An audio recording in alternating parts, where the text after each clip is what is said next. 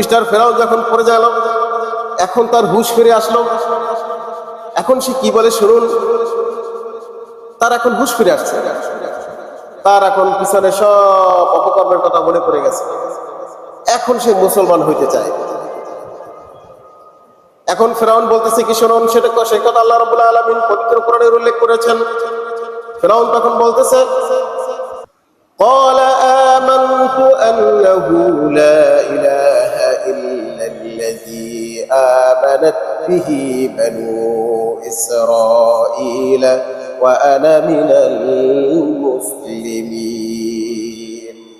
তখন সে আল্লাহকে বলতেছে আমিও বনী ইসরাঈলরা যে আল্লাহর উপর ঈমান আনছে, আমিও ওই আল্লাহর উপর ঈমান আনবো। তখন যখন মৃত্যু একদম নাকের কাছে এসে গেছে, তখন সে সারেন্ডার করছে। আল্লাহ কি বলছে সেটা শুনুন, এর আগে শুনুন যে আসলে মৃত্যুর সময়, এটা তো ফেরাউনের ঘটনা, এমনি সাধারণ মানুষ মৃত্যুর সময় কি সে দেখতে পায় এবং জিনিসের মুখোমুখি হয়, এবং তখন আল্লাহকে সাধারণ মানুষেরা কি বলে সেটা একটু শুনে আসি।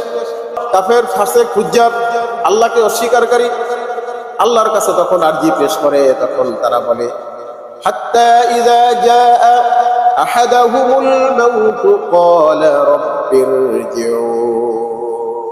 আল্লাহকে তখন বলে আল্লাহ, এই মৃত্যুর ফেরেশতা তো এসে গেছে, আমাকে এখন জান কবজ করবে, ওরা আমাকে এখন নিয়ে যাবে, এখন কি করা যায়? এখন আল্লাহর কাছে আরজি করে যারা ফাসেক, ফুজ্জার, দুনিয়াতে যারা অপকর্ম করেছে, ভালো কাজ করে নাই, এখন আরজি করতেছে। কি আরজি করে? লাআল্লি আ'মালু সালিহান ফীমা তারাকতু। আল্লাহ, দুনিয়াতে আমাকে যে সময় দিয়েছিলা, সেই সময়ের ভিতরে আমি কোনো আমলে সালেহ করতে পারি নাই, ভালো কাজ করতে পারি নাই, দান খয়রাত করতে পারি নাই, মাদ্রাসা মসজিদের দিকে ফিরেও তাকাই নাই, মা বাবার খেদমত করতে পারি নাই, নামাজ রোজা করি নাই, হজ যাকাত করি নাই, এখন সেগুলো করব, আমাকে একটু সময় দাও। আল্লাহর কাছে কি চাইতেছে এই মানুষগুলো?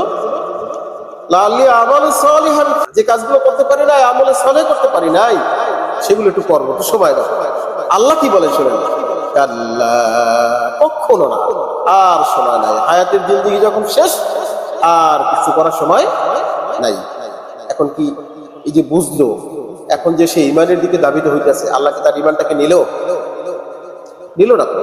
মৃত্যুর সময় কোনো ইমান কাজে আসবে না, তখন সে সব দেখতে পাবে, জান্নাত জাহান্নাম তার চোখের সামনে, সে বিপদ দেখতে পারতেছে।